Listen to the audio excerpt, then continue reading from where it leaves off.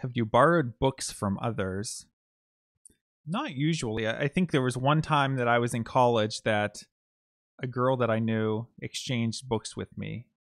She had a book and I had a book, and we exchanged them with the plans of giving them back, but we never we never swapped back. So I still have the book that I gave her.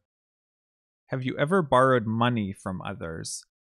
Not that I can remember. I've pretty much always been in a good financial situation, always had money, so I can't imagine any situation where I would have needed to borrow money from someone, unless just at that moment I didn't have it on me and I had to pay them back later that day or something. But I can't remember any situation like that. Do you like to lend things to others? I don't really lend things to others too often. I would say no, I don't like it, just because so often you don't get it back, and that can kind of cause some friction in a friendship if you lent something to someone.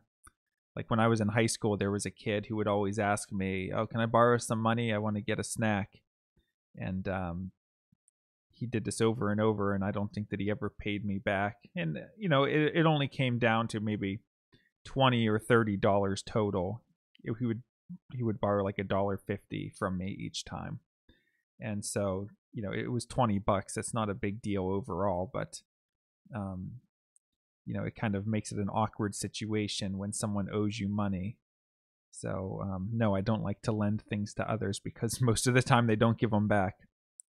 How do you feel when people don't return things they borrowed from you? I think it depends what it is. If it's just something of very minor value, I would say I don't feel bad about the loss of the item, but I think it's more just the problems it causes with a friendship. It's kind of always the elephant in the room. It's always in the back of your mind, like, hey, I let you borrow that and you never gave it back. So that's what I would say about that.